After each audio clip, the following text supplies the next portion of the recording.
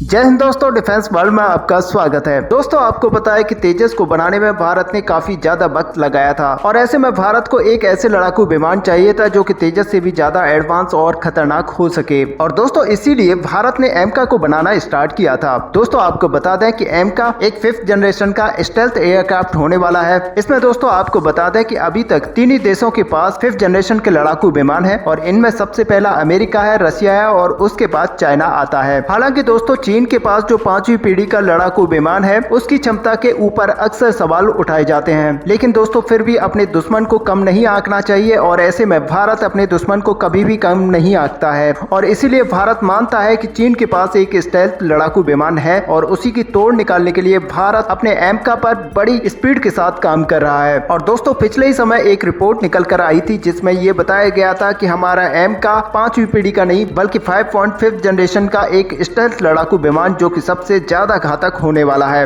और इसके अंदर इतनी ज्यादा एडवांस आर्टिफिशियल इंटेलिजेंस लगाई जाने वाली है जो कि एडवांस मीडियम कॉम्बैक्ट एयरक्राफ्ट को विश्व में सबसे ज्यादा घातक बना देगी। और उसी को लेकर दोस्तों बड़ी खबर निकल कर आ रही है जिसको हम वीडियो में विस्तार से बताएंगे। आप वीडियो के साथ एंड तक बने रहिए। साथ ही अगर हमारे चैनल को अभी तक सब्सक्राइब नहीं किया है तो चैनल को सब्सक्राइब कर लीजिए ताकि सबसे पहले हमारी वीडियो आप तक पहुंच पाए। तो चलिए दोस्तों सीधे चलते हैं वीडियो पर। दोस्तों आपको पता है कि HAL जो कि हमारी सरकारी कंपनी है वो इस एमका पर काम कर रही है और दोस्तों अब जो रिपोर्ट निकल कर आ रही है उसमें बताया गया है कि बल्क हेड पर काम यहां पर स्टार्ट कर दिया गया है। और आपको बता दें कि बल्क हेड एमका के स्ट्रक्चर का एक बहुत ही ज्यादा अहम हिस्सा है। दरअसल बल्क हेड वो हिस्सा होता है जिसकी एक बार किसी विमान में लगा दिया जाए तो जब तक ये विमान रहेगा तब तक उसको चेंज नहीं किया जा सकता, यानी कि बल्क हेड को कभी भी चेंज नहीं किया जा सकता। हालांकि आपको पता है जब भी विमान थोड़ा पुराना हो जाता है तो उसके इंजन को चेंज कर दिया जाता है। और अब आप अंदाजा लगा सकते हैं कि एक लड़ाकू विमान के जो बल्क हेड है वो कितना ज्यादा पावरफुल और स्ट्रॉन्ग रहेगा। और विमान के बल्क हेड को टाइटेनियम एलॉय से बनाया जाता है जो कि एक बहुत ही मजबूत धातु होती है। और क्योंकि बल्क हेड विमान का इतना ज्यादा महत्वपूर्ण हिस्सा है इसीलिए एक बल्क हेड को बनाने के बाद जमीन पर ही उसके कई सारे टेस्ट किए जाते हैं और कई तरह से उसको जांचा परखा जाता है और उसको ऐसी कई सारी सुरक्षा प्रक्रियाओं से गुजारा जाता है जिनसे कि उसका पता चल सके कि किसी भी तरह से उसमें कोई कमजोरी तो नहीं है। और वहीं पर दोस्तों अब एमका को प्रोटोटाइप को बनाने का काम पूरे जोरों पर चल रहा है। 2024 से लेकर 25 के बीच में एमका की पहली उड़ान को यहां पर सक्सेसफुली पूरा कर लिया जाएगा, जिसके बाद एमका को भारतीय वायुसेना को सौंप दिया जाएगा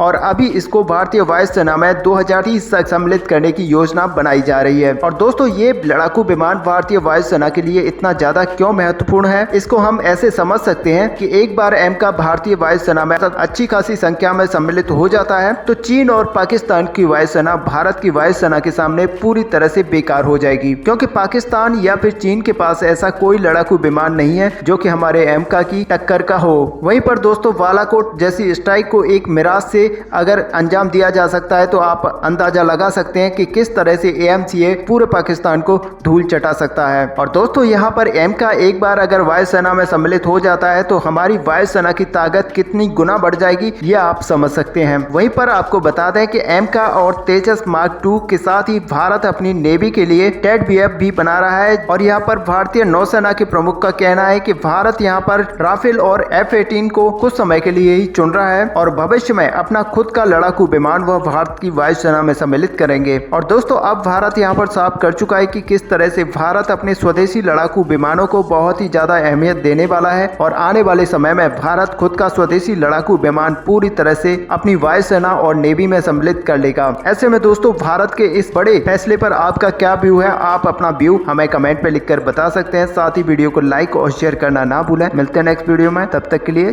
जय हिंद।